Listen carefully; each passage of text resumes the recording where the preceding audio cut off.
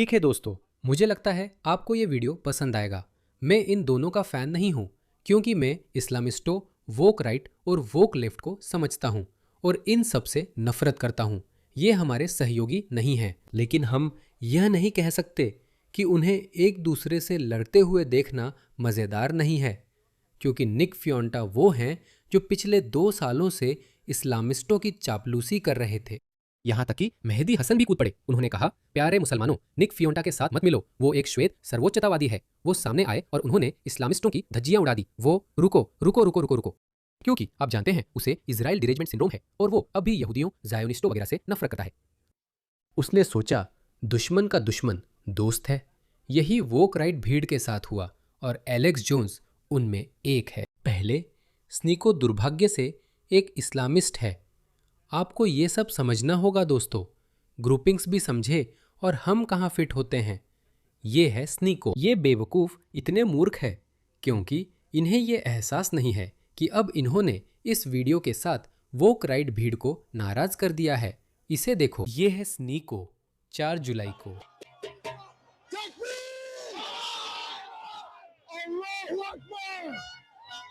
नहीं नहीं, फार मचाओ। ये न्यूयॉर्क राज्य का इस्लामी गणराज्य है। न्यूयॉर्क खड़ा है। बहुत अच्छा। हम चाहते हैं कि मुसलमान ऐसे ही व्यवहार करें। असल में हम चाहते हैं कि ये बेवकूफ़ ऐसे ही व्यवहार करे। वैसे वह एक गे हैती से आया प्रवासी है, तो उसने इस्लाम कबूल कर लिया क्योंकि वह एंड्रू टेट की नकल कर रहा था। मूल रूप से वह उसके नक्शे कदम पर चल रहा था। तो एंड्रू टेट ने इस्लाम कबूल किया तो उसने भी इस्लाम कबूल कर लिया। और अब जाहिर है कि उनका आपस में झगड़ा हो गया है, क्योंकि एंड्रू टेट असल में सच्चे मुसलमान नहीं हैं, लेकिन वो अब भी सच्चे मुसलमान होने का दिखावा कर रहे हैं। इसी वजह से उन्हें अपनी मुस्लिम पहचान साबित करने के लिए और भी ज़्यादा करना पड़ता है। इसी वजह से वो ऐसी भड़काऊ बातें कहते हैं जो हमारे लिए अच्छी हैं दोस्तों, क्योंकि इससे जोशीले देशभक्त नाराज़ हो जाते हैं और वे कहते हैं, अरे ये नहीं चलेगा, हम इसे बर्दाश्त नहीं करेंगे। इसलिए वोक राइट ने अब इस्लामिस्टों और मुसलमानों से दूरी बनानी शुरू कर दी है। हाँ, इस्लाम हर घर में होगा इंशाअल्लाह। पूरी दुनिया मुस्लिम होगी। ऐसा नहीं होने वाला। इस्लाम जैसी 7वीं सदी की असफल विचारधारा दुनिया पर कब्जा नहीं कर सकती। मेरे पापा के न्यूयॉर्क में आपका स्वागत है। तुम शहर देख रहे हो, तुम देख रहे हो ये कैसा दिखता है, और तुम्हारा शहर भी बिल्कुल ऐसा ही दिखेगा। तुम और तुम्हारी फौज, ऐसा नहीं होगा। मैं तुम्हें कुछ वीडियो दिखाता हूं, क्योंकि इसके बाद कई वोक राइटर लोग गुस्सा हो गए। जैसा कि मैंने कहा, मैं एलेक्स जोन्स का फैन नहीं हूं, लेकिन इसका मतलब ये नहीं कि हमें उनका आपस में लड़ना एंजॉय नहीं करना चाहिए। तो इसे देखो। तुमने वायरल वीडियो में क्यों कहा कि भगवान चाहे तो सारे शहर ऐसे होंगे? मुसलमान एकजुट होकर वोट करते हैं। और अब यूरोप में औसतन लगभग 8% मुसलमान हैं। कई इलाकों में, शहरों में 20, 30, 40% तक अब वही वोटिंग ब्लॉक में प्रमुख समूह हैं। लंदन में सादिक खान क्यों हैं? न्यूयॉर्क में मंदामी क्यों हैं? बहुत सारे सवाल हैं, क्या आप चाहते हैं कि मैं जवाब दूं? नहीं, मैं बता रहा हूँ, मुसलमान स्विंग वोट हैं और जानते हैं कि वे डेमोक्रेट सोशलिस्ट के साथ हावी हो सकते हैं। मैं आपको डियरबॉर्न, मिशिगन, ह्यूस्टन और प्लानो टेक्सास सहित कई जगहों के हजारों इमामों की वो रिकॉर्डिंग सुना सकता हूं जो कह रहे हैं कि हम काबिज हो रहे हैं। हर कोई वही वीडियो देखता है। जैसे तुमने कहा था कि हम काबिज हो रहे हैं, अब तुम कह रहे हो मैं पीड़ित हूँ। मैंने ऐसा नहीं कहा था। मैंने ऐसा नहीं कहा था। तुम इजराइल के नव रूढ़िवादियों के शिकार रहे हो। और ऐसा ही हुआ, और यही वजह है। देखो, वही एक चीज़ थी जो उन्हें एक साथ जोड़ती थी, जो उन्हें एक साथ बांधती थी। उनके अंदर इजराइल और यहूदी लोगों के लिए साझा नफरत है। वो अपने इस्लामी नज़रिए से इजराइल और यहूदियों से नफरत करता है। वह उसकी श्वेत सर्वोच्चतावादी सोच से नफरत करता है। मुझे नहीं पता इन लोगों की समस्या क्या है, क्योंकि अमेरिकी ईसाइयों को तो मैं बड़ा हुआ यह सोचकर कि अमेरिकी ईसाई, खासकर बाइबल बेल्ट, किसी कारण इजराइल से प्यार करते हैं। मुझे नहीं पता कि ये लोग, वह और टकर कार्लसन ऐसा क्यों कर रहे हैं। मुझे नहीं पता क्या हुआ। उन्हें गाज़ा में मारे गए बच्चों की कोई परवाह नहीं है। इसलिए मैं इसे इजराइल डिरेंजमेंट सिंड्रोम मानता हूँ। और एलॉन मस्क? ग्लोबलिस्ट जिससे आप जुड़ रहे हैं, एचएक भी ला रहा है और वो दुनिया का सबसे अमीर आदमी है। मुझे ये अच्छा लगता है कि आप अभिव्यक्ति की स्वतंत्रता के पक्ष में हैं। मैं एलॉन मस्क की हर बात से सहमत नहीं हूँ। अगर आप मुझे मेरी अभिव्यक्ति की स्वतंत्रता का इस्तेमाल करने पर देश से निकालना चाहते हैं, तो आप वास्तव में अभिव्यक्ति की स्वतंत्रता के पक्ष में नहीं हैं। असल में आप इसके खिलाफ हैं। आपकी बातों से लगा है कि आप ब्लैक लाइव्स मैटर को गलत ठहरा रहे हैं। आपकी बातें थोड़ी बहुत वोक लिबरल जैसी लगती हैं। और मैंने ये भी कहा था कि मैं चाहता हूँ कि आपकी बातें थोड़ी बहुत जागरूक जैसी लगती हैं। अब आपकी अभिव्यक्ति की स्वतंत्रता का इस्तेमाल अमेरिका को नष्ट करने के लिए नहीं किया जा सकता। हम उन लोगों को अभिव्यक्ति की स्वतंत्रता नहीं दे सकते जो अमेरिकी संविधान को गिराना चाहते हैं। यही वक्त है जब आप देशद्रोह के दायरे में आते हैं। ये अभिव्यक्ति की स्वतंत्रता नहीं है। आप वोक माइंड वायरस को लेकर बड़े उदार हैं। अगर आप चाहते हैं कि मैं अपनी अभिव्यक्ति की स्वतंत्रता का इस्तेमाल करूं, मैं उसका जवाब देता हूँ, हाँ। क्योंकि आप वास्तव में सेंसरशिप के सबसे मजबूत रूप का इस्तेमाल कर रहे हैं। अगर अब दुनिया का सबसे अमीर आदमी कह रहा है कि मुझे अभिव्यक्ति की स्वतंत्रता के लिए देश से निकाल देना चाहिए, खासकर जब वह एक अफ्रीकी प्रवासी है, तो अगर आप सच में इसे बचाना चाहते हैं। आप वही कह रहे हैं। अगर आप मुझसे पूछते हैं कि मैंने ऐसा क्यों कहा, इस्लामवादी, फिर पूछते हैं मैंने वो क्यों कहा, हमें पता है आप खेल रहे हो। आपने मुझसे अपने कुरान के बारे में सवाल पूछा और मैं आपको बता रहा हूँ, आप हारने वाले हैं। आपने मुझसे सवाल पूछा, यहाँ कोई नहीं है, ये सायोप है।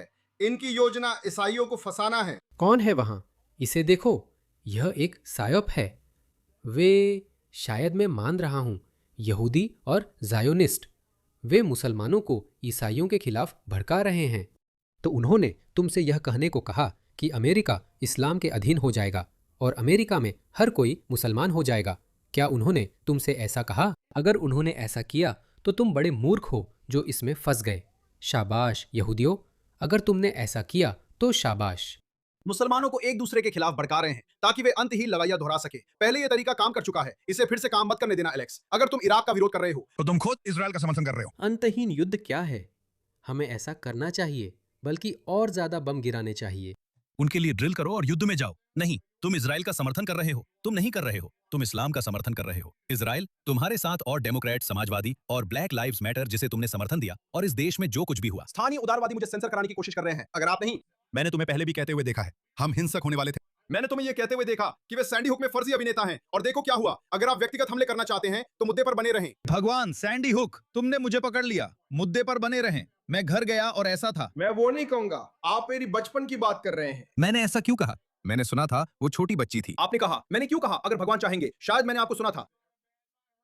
ठीक है, क्या मैंने तुम्हारे पॉटी के साथ कुछ किया? तो नहीं, तुमने ट्रिलियनेयर को मुझे निशाना बनाने पर उकसाया। बहुत अच्छा किया। हे भगवान, पूरी दौलत बस। तुम्हारा दिखाना। दांत गला काटना। तो फिर श्वेत नरसंहार के बारे में मत रो, इसके बारे में मत रो। मैं तुम्हारा दोस्त हूं। अरे, कुरान कब्जा करने की कोई युद्ध पुस्तिका नहीं है। चलो, कोई इमाम ऐसा नहीं कह रहा है। मैं तुम्हारी जनसांख्यिकीय प्रतिस्थापन के बारे में रोना नहीं सुनना चाहता। नहीं, अमेरिका तबाह हो रहा है। नहीं, वैश्विकवादी लोग कब्जा कर रहे हैं। अमेरिका को लेकर कही जा रही बात गलत है। ये झूठी समानता है, क्योंकि उनके अमेरिकी होने और अमेरिका के पतन को लेकर चिंता जताना पूरी तरह से जायज़ है, चाहे वो जनसंख्या में गिरावट हो या ईसाई धर्म का पतन, जो भी हो। एक अमेरिकी के रूप में ये अमेरिकी मुद्दे हैं। आप वास्तव में इसके बारे में रो सकते हैं, चाहे वो जायज़ हो या नहीं, लेकिन उसके बाहरी होने के कारण वो वास्तव में एक विदेशी विचारधारा के साथ जुड़ रहा है, तो आप ऐसा नहीं कर सकते। यही वजह है कि इन दोनों की तुलना नहीं की जा सकते। कृपया, हमारी दुनिया को ग्रह पर राज करने का अधिकार है? नहीं नहीं नहीं पश्चिम पर कब्जा हो रहा है। नहीं, यहाँ प्रवासी हैं। नहीं, यहाँ प्रवासी उन युद्धों की वजह से हैं जिनमें मैंने लड़ाई लड़ी थी। ठीक है, मैं बस समझ नहीं पाता क्यों ये बेवकूफ लोग क्यों सोचते हैं कि ये कोई अच्छा तर्क है कि अरे तुम हमें बम से उड़ाते हो इसलिए हम तुम्हारे देश आते हैं, तो क्यों ना हम तुम्हें बम से उड़ाएं और फिर भी अंदर ना आने दे। बमबारी ताकत दिखाने के लिए होती है, फिर आकर कहते हो कृपया अंदर आने दो। वो स्वैच्छिक है। पश्चिम तुम्हें अंदर आने दे रहा है, ये उनकी मर्जी है। जरूरी नहीं कि वो तुम्हें अंदर आने दे। वो तुम्हें बम से उड़ा सकते हैं और फिर भी ना आने दे। क्या बेवकूफ़ी है। मुझे वीडियो दिखाना पड़ेगा। ये है कि वे बाद में कैसे बर्ताव करते हैं, और यही हमें चाहिए। इसे देखो। मुझे लगता है उसे फाइनल एलीट कहते हैं।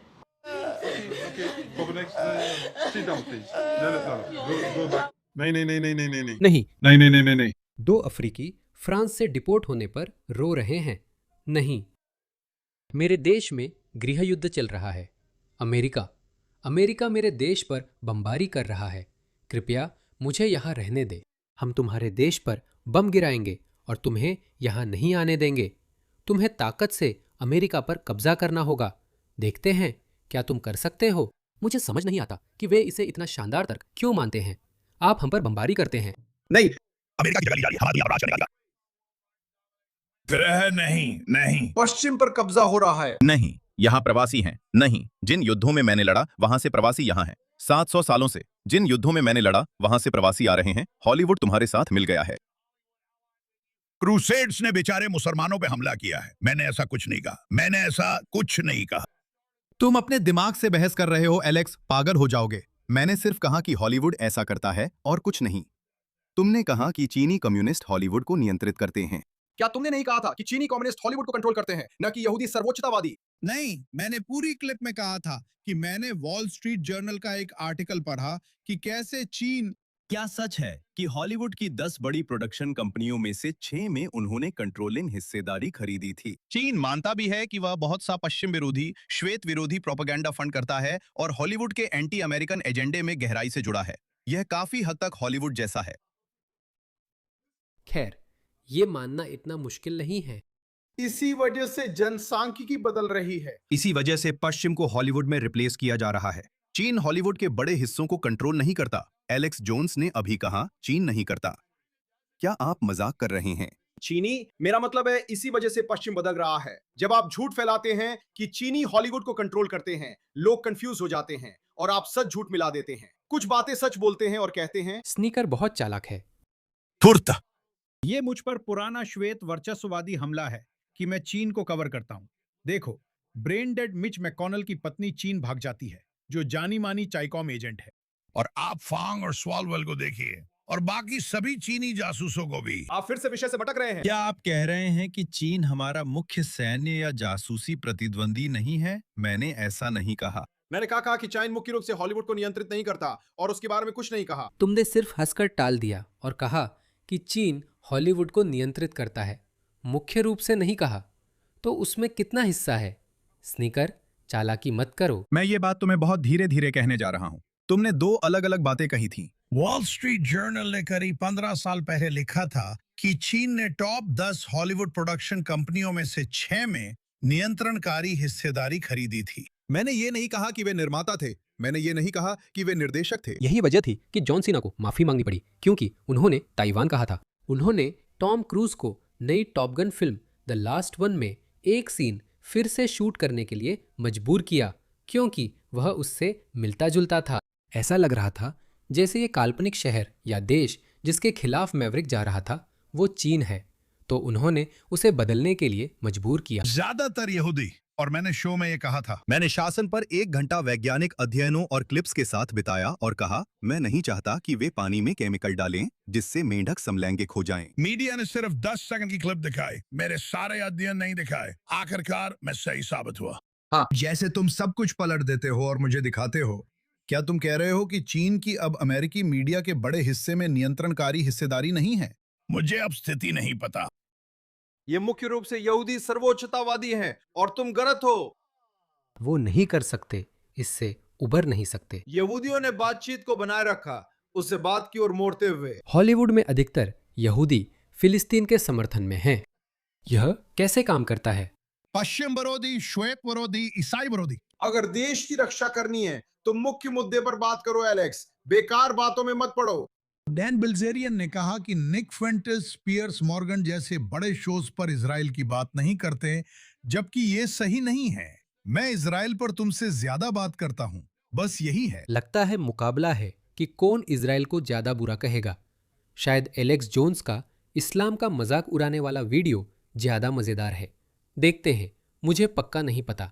उनके मैक्सिकन श्वेत राष्ट्रवादी कैटबॉयज का एक घोषणा पत्र। तो ठीक है, मोहम्मद जिहाद। खैर ये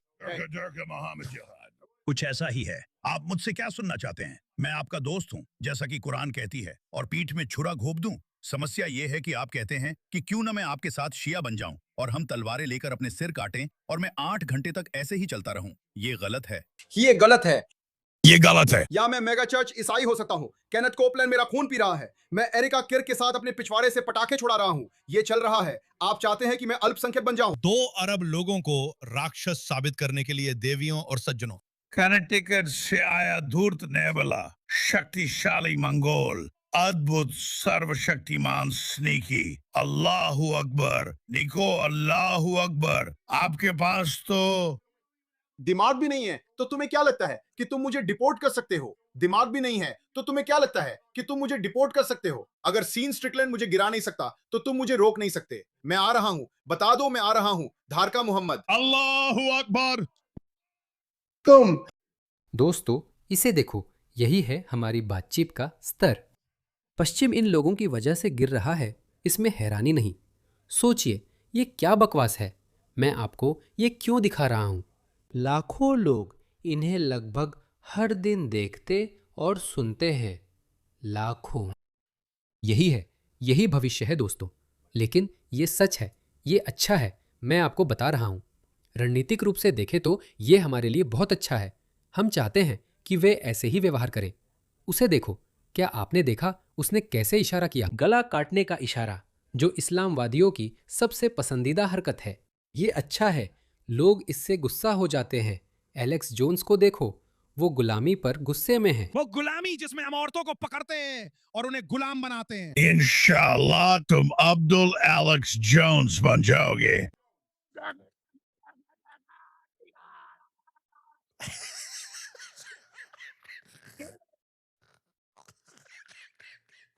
अस्सलाम वालेकुम हैरिस, तुम्हारा कजन। बहुत मजा आता है, तुम सच में ऐसे हो। मैं अपने कजिन को नहीं ढूंढ पा रहा। मेरे पास हमेशा एक बकरी है। देर का मोहम्मद जिहाद, ये तुम्हारे यहूदी सर्वोच्च नेताओं से आता है। ये अब्राहम से आता है, जिनके तुम बुरे बेटे थे। तुम बुरे इस्लाम हो। बुरे अब्राहम कहते हैं, तुम चुने हुए नहीं, अच्छे नहीं, चालाक, श्रापित हो। नाइट गाउन पहनने और कजिन से शादी के लिए श्रापित हो। अलविदा चालाक। Bye bye sneaky. मैं तुमसे प्यार करता हूं। अरे मारना बंद करो।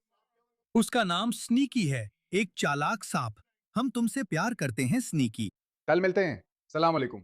सलाम। अलैकुम। उसकी बुरी तरह से बेइज्जती हुई। उसकी बुरी तरह से बेइज्जती हुई। हे भगवान, ठीक है, मुझे आपको एंड्रयू टेट का एक वीडियो दिखाने दीजिए। यहाँ तक कि एंड्रयू टेट ने भी उसकी बेइज्जती कर दी। ये आदमी बड़ा चालाक कमीना है। ये कितना चालाक है। इसे सुनो, ये मज़ेदार है, ये मज़ेदार है। मैं एंड्रयू टेट से अक्सर सहमत नहीं होता, लेकिन ये कमाल है। कुछ साल पहले एक स्ट्रीमर था, मुझे लगता है सब जानते हैं मैं किसकी बात कर रहा हूं, जो मुझसे बहुत ज्यादा ऑब्सेस था। अगर मैंने फ्रेश एंड फिट पर किसी लड़की का नंबर लिया तो उसने भी वही करने की कोशिश की। मैंने जो भी किया उसने उसकी नकल की और वही किया। वो मेरी तरह बनने की कोशिश करता था, मुझसे ऑब्सेस था। पहले लगा वो फेमस होना चाहता है, बाद में पता चला कि वो समलैंगिक ऑब्सेशन था। वो रोमानिया आया दो लोगों के साथ जिनका मैं बहुत सम्मान करता हूँ, मायरॉन और फ्रेश। बहुत अच्छे लोग हैं। उन्होंने मुझे मना लिया कि मैं उसे आने दूं। वो वहां आया और बहुत लटके झटके दिखाने लगा और अजीब बर्ताव करने लगा। उसने मुझे बताना शुरू किया कि उसके साथ ये कक वाली बात सामने आई थी, उसके ऊपर एक बड़ा कक स्कैंडल हुआ था। मैंने उसे दूसरे मर्दों के साथ सेक्स करते देखा है, बस इतना ही। मैंने देखा, ये कमाल का था, तो मैं इसे समझाना चाहता था, क्योंकि सोचो, जिस लड़की से तुम प्यार करते हो उसे किसी और के साथ संबंध बनाते देखना। हाँ मुझे पसंद है, हाँ मुझे बहुत पसंद है। हे भगवान। काफी अजीब फेटिश है। खैर, तुमने सही धर्म चुना। मुझसे पूछा गया कि मैं क्वीनिंग के बारे में क्या सोचता हूं और क्या अपनी सेक्सुअलिटी को एक्सप्लोर करना सामान्य है और क्या मैंने कभी इसे आजमाया है। तो मैंने कहा, देखो भाई, मैं तुमसे बड़ा हूं और मैंने कभी ये नहीं किया, मुझे नहीं लगता कि ये सामान्य है। फिर वे कहने लगे, क्या नई चीजें आजमाना सामान्य नहीं है? क्या तुम्हें नहीं लगता कि जिज्ञासु होना सामान्य है? तुम्हें कैसे पता चलेगा कि तुम सच में गे हो या नहीं जब तक तुमने गे होना आजमाया नहीं है? और फिर मुझे एहसास हुआ कि वो मुझ पर लाइन मार रहा था। लेकिन 14 साल की उम्र में मुझे लगा था कि मैं गे हूं। मैंने गे पॉर्न देखा था। क्या तुम गे हो? और जब मुझे एहसास हुआ, जब वो 14 साल का था, उसने गे पॉर्न देखा। मैं 43 साल का हूं, मैंने कभी नहीं देखा।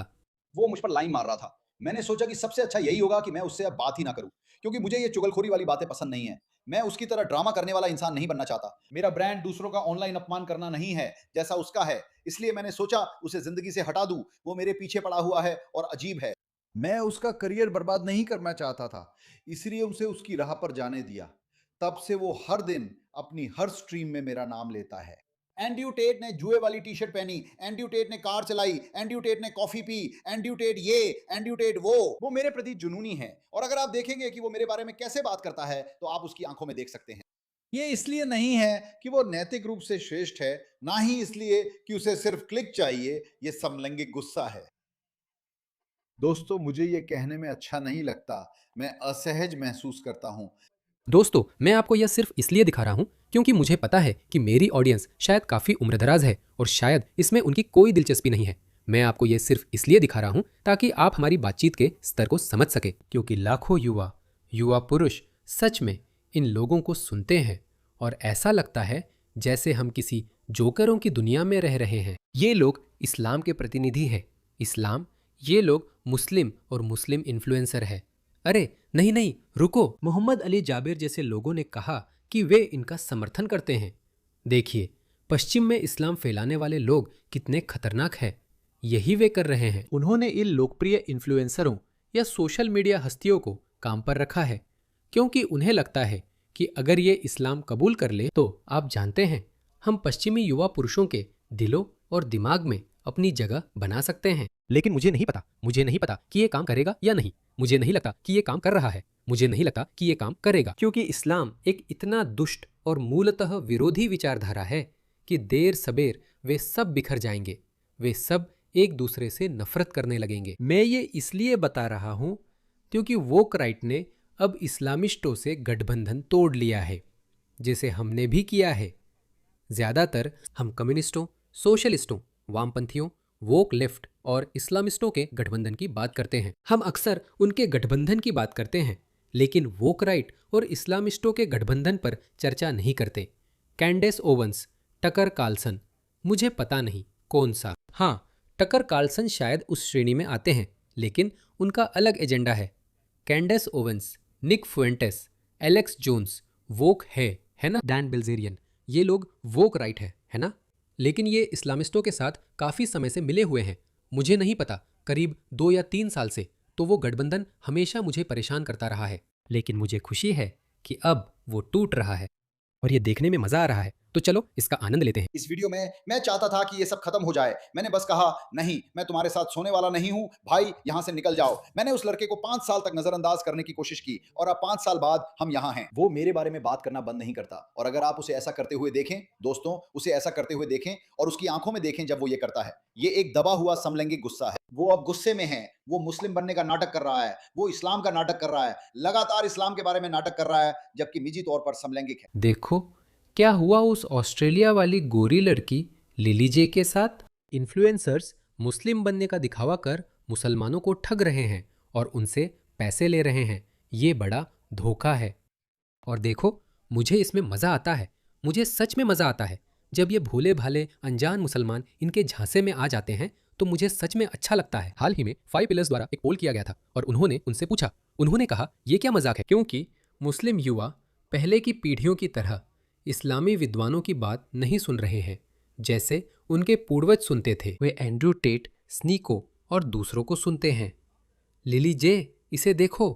तो उन्होंने किया। 5 पिलर्स ने हाल ही में एक प्रमुख जनचर्चित मुस्लिम शख्सियत से जुड़ी विवादास्पद घटना के मद्देनजर एक सर्वे किया। यानी लिली जे, आपके प्रमुख मुस्लिम इन्फ्लुएंसर्स के बारे में क्या विचार है? इसमें मोहम्मद इजाज और ये सभी लोग शामिल हैं। हाँ, हमारे सर्वे में 47% लोगों ने कहा कि वे उन पर भरोसा नहीं करते। 47% लोगों ने कहा कि उनकी मिली जुली भावनाएं हैं। केवल 6% ने कहा कि वे उन पर भरोसा करते हैं। तो दोस्तों, ये अच्छा है। जानते हो क्यों ये अच्छा है? ये अच्छा है क्योंकि मुस्लिम ब्रदरहुड और ये सभी दुष्ट लोग जो इस्लाम फैलाना चाहते हैं, उनकी जो नई रणनीति है वो उन्हीं के खिलाफ जा रही है। मुझे याद है एंड्रू टेट ने इस्लाम कबूल किया था।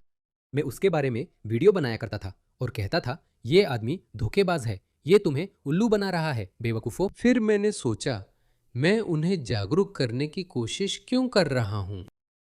उसे करने दो, उसे गिरने दो। सुन, जू कहते हैं, कभी दुश्मन को उसकी गलती करते समय मत रोको। तो उन्हें मत रोको दोस्तों, इसका आनंद लो। लेकिन वैसे भी मुझे लगता है कि ये वीडियो थोड़ा बोरिंग हो रहा है, तो इसका आनंद लो दोस्तों, आनंद लो। और वैसे मैं तुम्हें ये वीडियो नहीं दिखाऊंगा। मैं तुम्हें निक फुएंटेस की बातों से बोर नहीं करूंगा, पर वह फिर से स्नीको पर तंज कर रहे हैं। मुझे लगता है कि 1-2 हफ्ते पहले उन्होंने एक वीडियो बनाया था जिसमें खास तौर पर इस्लामिस्ट्स और मुसलमानों को निशाना बनाया और खुद को मुस्लिम नैरेटिव से अलग बताया। जैसा मैंने कहा, उनमें सिर्फ इजराइल और यहूदियों के प्रति नफरत ही कॉमन थी। पता नहीं किसने कहा, पर नफरत से कुछ हासिल नहीं होता। हाँ, अगर आप नफरत के आधार पर गठबंधन बना रहे हैं तो वो कहीं नहीं जाएगा, वो आपको कहीं नहीं ले जाएगा। अरे मैं तो यीशु या गांधी जैसा लग रहा हूं भाई। खैर, बस इतना ही दोस्तों।